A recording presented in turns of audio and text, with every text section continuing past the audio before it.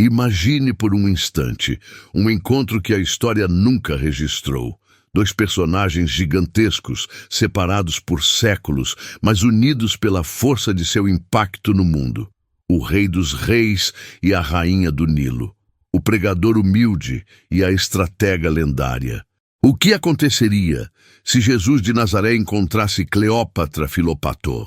O choque seria de culturas, de poder ou de propósitos. Fique conosco, porque a resposta a essa pergunta é muito mais profunda do que você imagina.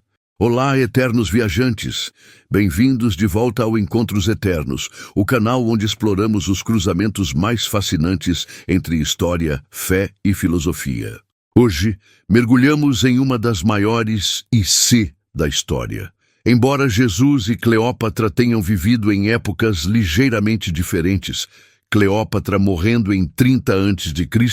e Jesus começando seu ministério por volta de 30 d.C., eles habitavam o mesmo mundo, o vasto e complexo Império Romano. O que um teria a dizer ao outro? O primeiro ponto de colisão seria o conceito de poder. Cleópatra. O poder era visível, palpável, vinda de uma linhagem que se dizia descendente de deuses. Ela governava com ouro, exércitos e intriga diplomática. Seu objetivo era manter a soberania terrestre. Jesus, seu poder era sutil, interno, era o poder da verdade, da cura, do perdão. Ele ensinou: meu reino não é deste mundo. Se eles se encontrassem, Cleópatra veria Jesus como um potencial rebelde, ou talvez como um tolo que desperdiçava uma capacidade de liderança. Jesus, por sua vez, não condenaria Cleópatra, mas a desafiaria. Ele a faria refletir sobre a transitoriedade do trono. De que adianta ganhar o mundo inteiro e perder a sua alma? Curiosidade rápida. Cleópatra foi uma governante brilhante, mas no final não conseguiu evitar que Roma engolisse o Egito. A lição é clara: o poder humano, por mais vasto que seja, sempre tem um prazo de validade. Jesus teria mostrado a ela um poder duradouro, aquele que se manifesta na compaixão e na servidão, um poder que não desaparece quando o império cai. O segundo ponto é o abismo entre riqueza e pobreza. Cleópatra era a realeza. Diz a lenda que ela apostou com Marco Antônio que poderia gastar uma quantia colossal em um único jantar. E venceu, dissolvendo uma pérola caríssima em vinagre e bebendo. Um símbolo de opulência inacreditável.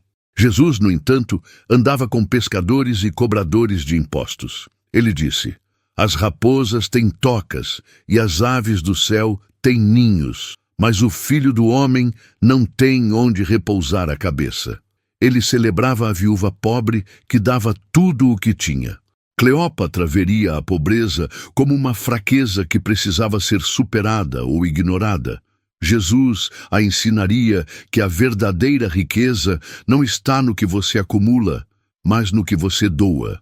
Ele poderia perguntar a ela: com toda a sua riqueza, você pode comprar a paz interior? Você pode silenciar o medo de Roma? Dado relevante. Na época de Cleópatra, o fosso social entre a elite e o povo comum no Egito era gigantesco. Os ensinamentos de Jesus eram uma revolução silenciosa, prometendo dignidade e valor a cada ser humano, independentemente de sua classe. A mensagem de Jesus não era sobre abolir a riqueza, mas sobre a responsabilidade moral que ela carrega, e que a igualdade diante de algo maior é o que realmente importa. O terceiro e mais importante ponto seria o propósito de vida. Cleópatra dedicou sua vida à glória do Egito e, mais realisticamente, à sua própria sobrevivência política. Seu legado é de uma governante forte, mas, em última análise, de uma figura trágica que não venceu o destino. Jesus dedicou sua vida ao serviço de outros, ensinando o amor incondicional, a redenção e a esperança de uma vida que transcende o tempo. Seu legado transformou o mundo. O diálogo entre eles seria sobre a motivação final. Cleópatra buscava a imortalidade na história. Jesus buscava a imortalidade na verdade. Cleópatra: eu luto por meu povo, pela minha coroa. Jesus: eu dou minha vida para que muitos tenham vida em abundância. Imagine Jesus curando um servo na corte egípcia. Cleópatra ficaria impressionada com o milagre, mas Jesus diria que o maior milagre não é a cura do corpo, mas a transformação do espírito. Ele a ensinaria que a verdadeira rainha não é aquela que domina com medo, mas aquela que lidera com o exemplo do serviço. Agora vamos ao cerne do encontro. Imagine-os em um pátio tranquilo em Alexandria. Cleópatra, cansada das intrigas romanas, pergunta a Jesus: Mestre, como você pode viver sem medo da morte, sem lutar por um exército? A resposta de Jesus seria simples, mas poderosa. Ele não falaria de dogmas ou rituais, mas de amor. Ele diria: Cleópatra, o único exército que não pode ser derrotado é o amor que você dá. O único trono que permanece é aquele que você constrói no coração de quem você ajuda. Ele a ensinaria que a paixão dela pelo Egito poderia ser canalizada para uma compaixão universal, que sua inteligência estratégica poderia ser usada para um propósito maior do que a geopolítica. Plot twist conceitual. O grande choque não seria a diferença, mas a semelhança. Jesus veria a força e a determinação de Cleópatra.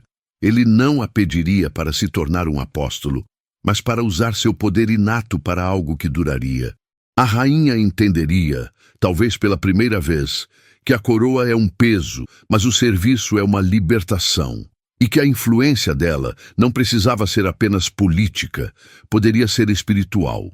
O encontro terminaria não em conversão, mas em uma profunda reflexão.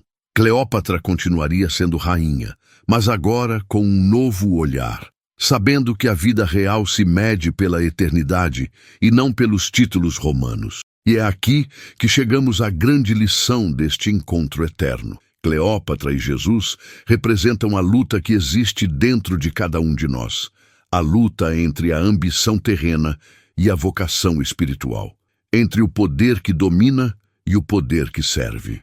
Você pode não ser um rei ou uma rainha, mas você tem seu próprio reino, sua família, seu trabalho, sua comunidade. Qual tipo de poder você usa nesse reino? O poder da persuasão para o seu benefício ou o poder da compaixão para elevar os outros? Mensagem final. A vida, como a história, é efêmera. Mas a bondade, a fé e o serviço ao próximo são a única herança que nem o tempo, nem os exércitos podem apagar. Escolha construir um legado que dure para a eternidade. E agora eu quero saber a sua opinião. Se você estivesse lá, o que Jesus perguntaria a Cleópatra e o que ela responderia a ele? Deixe seu comentário inspirador aqui embaixo. Vamos continuar esta discussão. Se você gostou desta viagem filosófica, não se esqueça de curtir este vídeo para que ele chegue a mais pessoas. E se você é novo por aqui, inscreva-se no Encontros Eternos e ative o sininho para não perder nossas próximas análises. Obrigado por sua presença eterna. Nos vemos no próximo encontro.